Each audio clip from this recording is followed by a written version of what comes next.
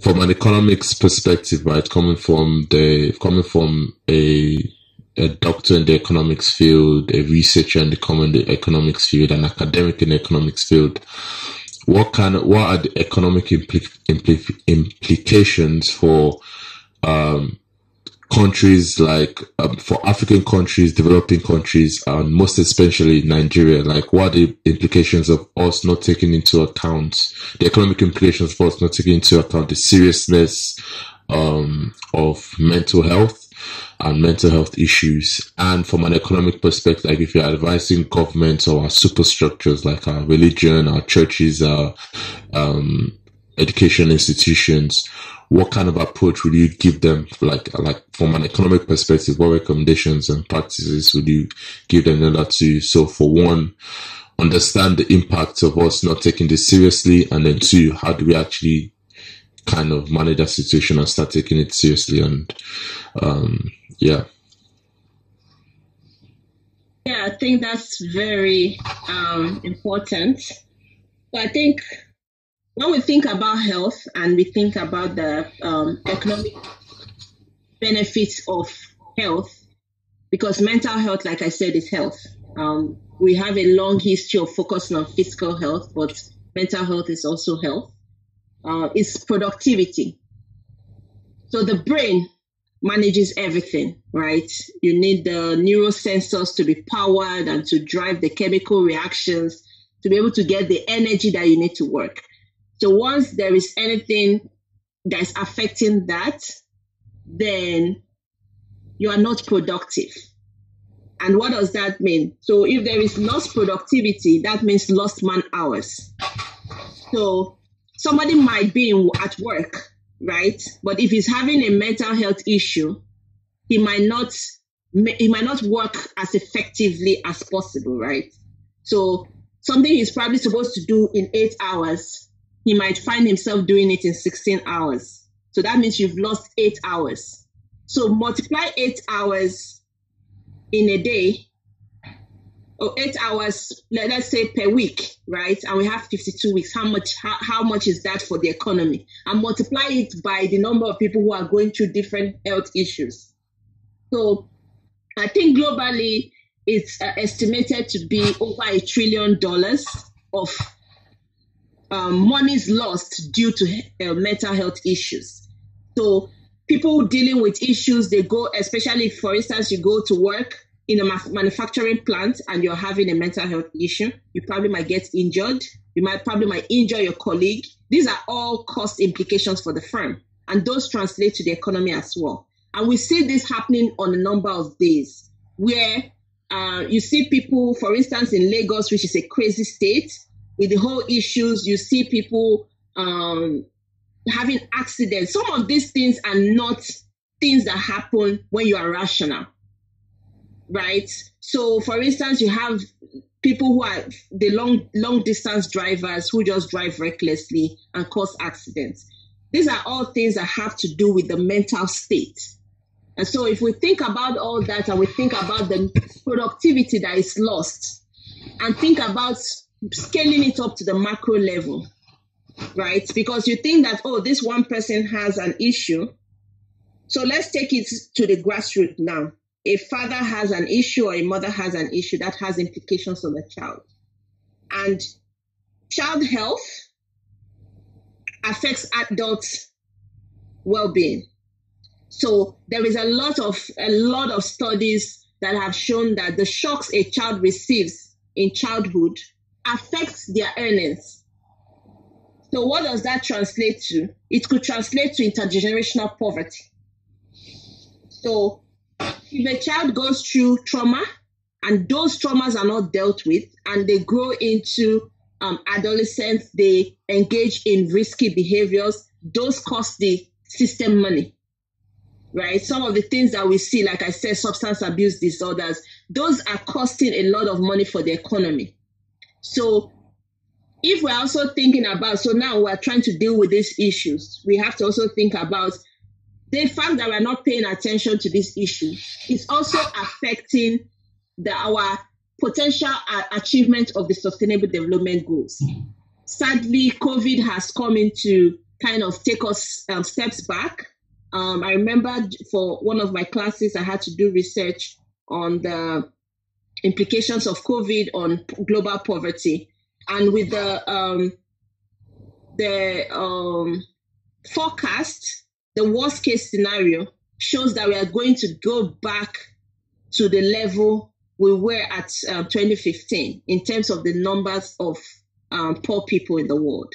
So that is a global scale issue, but we are facing issues like COVID in our homes, right? There are children who are sexually abused. There are people who are raped. There are people who are dealing with a lot of trauma, and those traumas are not being dealt with. So if we're thinking about issues with women empowerment, gender equality, poverty, which is the first goal of the Sustainable Development Goal, if we're even thinking about the health, which is SDG 3, and people who have poor mental health are susceptible to other diseases like malaria, because when your mental health is not at the level it's supposed to be, your immunity is weak.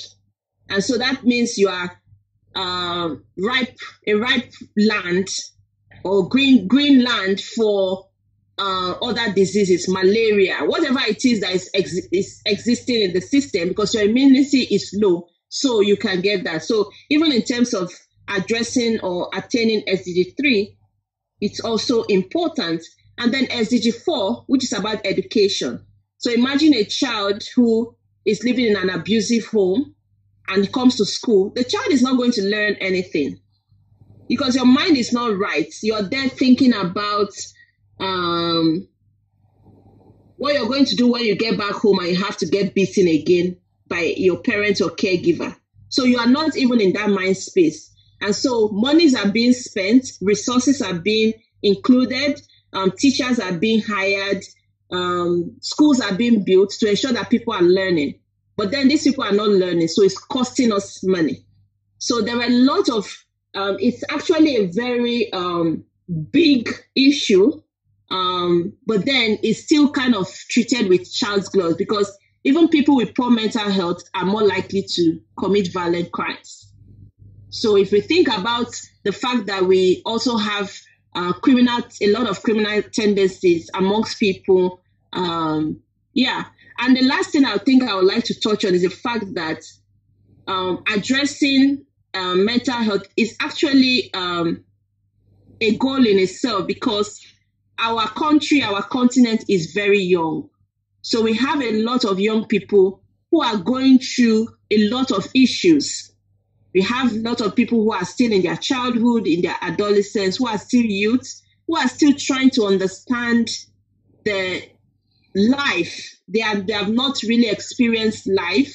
So it's very important that we pay attention, because those people are our future.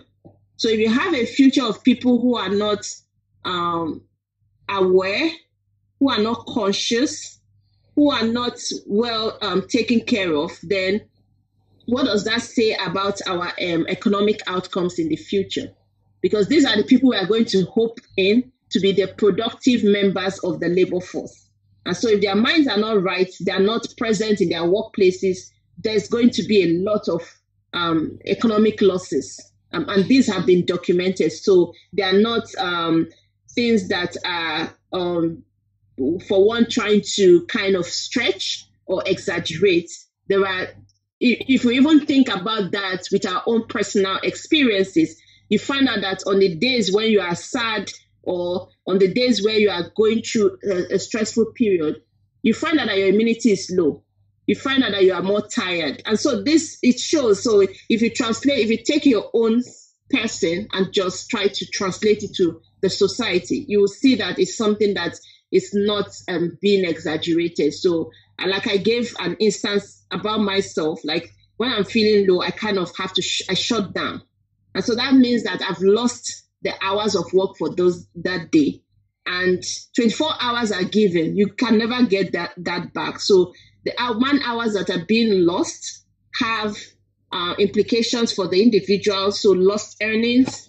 It has implications for families, because lost earnings for an individual, especially if the individual is the breadwinner, means that the household has fewer resources to expend.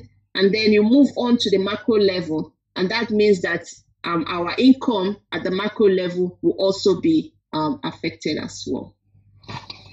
Yeah. So what kind of recommendations would you give to like governments, churches, religious institutions, education institutions, family units, like from an economic perspective, what kind of things, or companies, like what kind of things should we implement? What kind of solutions should we implement? Like, is it, so take for example, a company, is it maybe looking to 4-day working weeks? I'm not saying that's an answer, but just from an economic perspective, what kind of recommendations would you put forward? I think for a company is to understand that when monumental things happen, or when we're humans, right?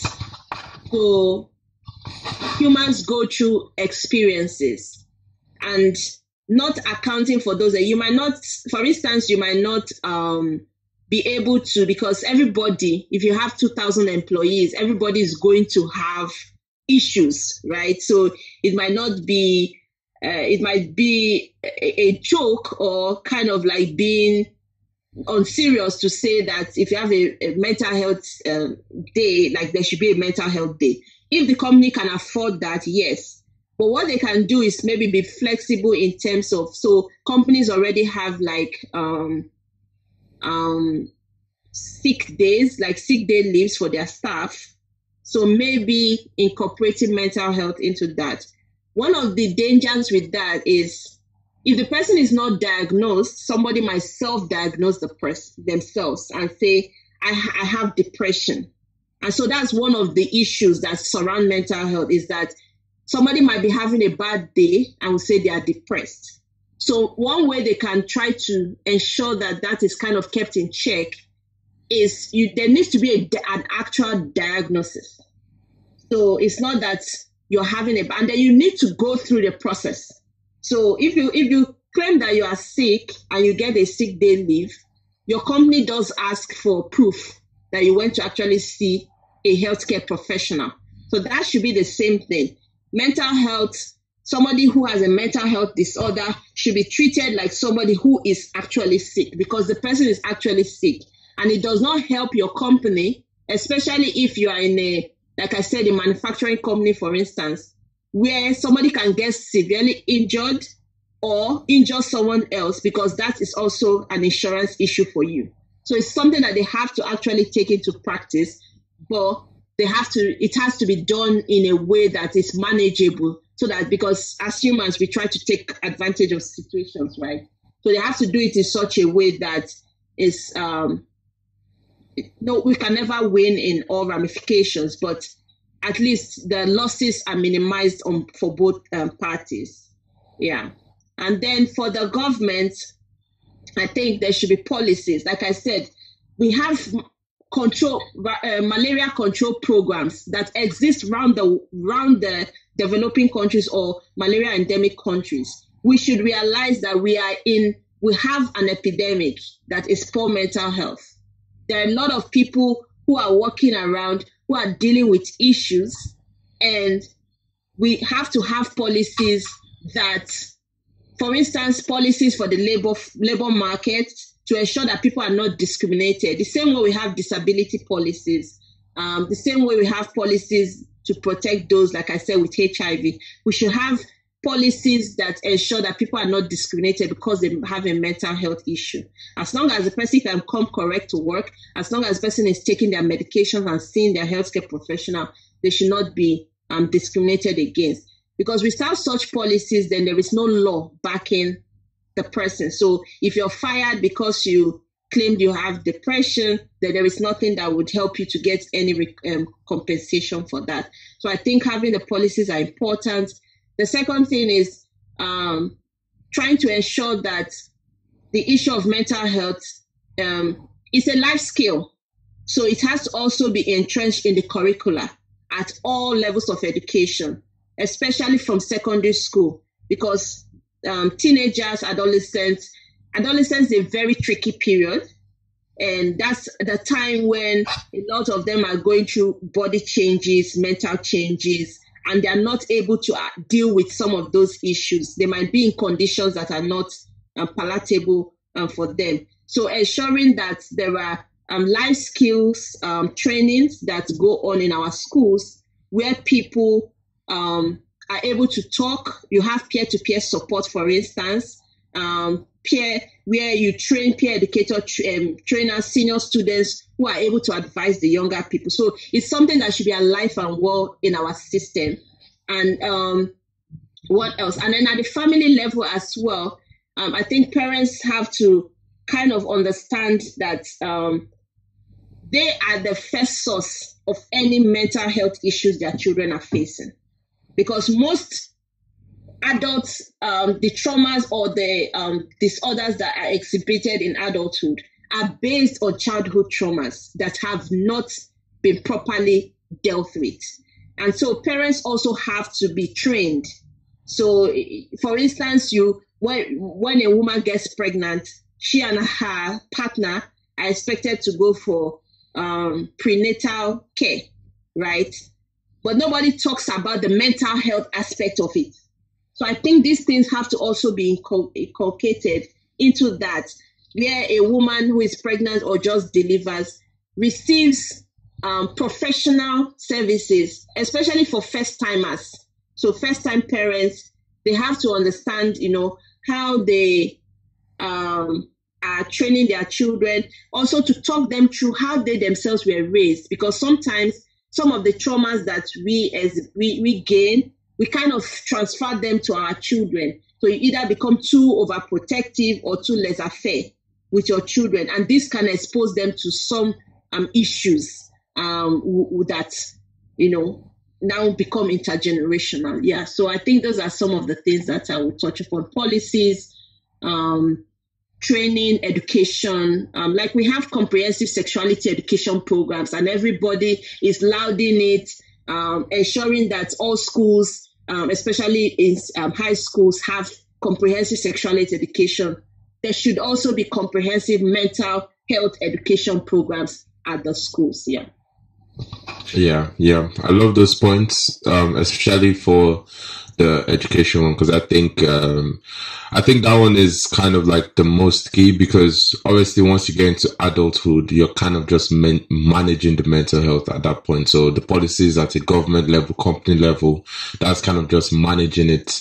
But if we start imbibing the culture of exposing young kids, young adults to, like you mentioned, which is a good word, the life skill of managing your mental health, and it's something that they'll be well equipped to be able to deal with before the time they get into adulthood. So yeah, that education aspect is definitely one that I think would be a good touching point for us as a society moving forward. So I think that's pretty much all the questions I had to ask. Really appreciate you coming on the show. Enjoyed the conversation. I can talk about mental health for days, but I'm really glad that it's something that we are all getting more accustomed to talking about, and I appreciate you coming on to talk about and address this. Anything else you want to mention as a final closing before we end? Thank you. Thank you so much. And like I said at the beginning, thank you for having me on your platform. I could also talk mental health for days. I think becoming a mental health first aider changed my life. It made me see the society better. It made me appreciate people better and try to I might not be able to help, but I may be able to understand where they are coming from as well. So I do agree that the educational program is very, very important. And I hope sometime in the future we can have with the young parents, young adults, people who are getting into the process of becoming parents, aunties, uncles, caregivers, are able to introduce some of these concepts in a way that is helpful for our children, and also able to make us better adults in the lives of children. So I'm really grateful for the opportunity, and thanks for the questions. And I'm always available to come back and share my thoughts.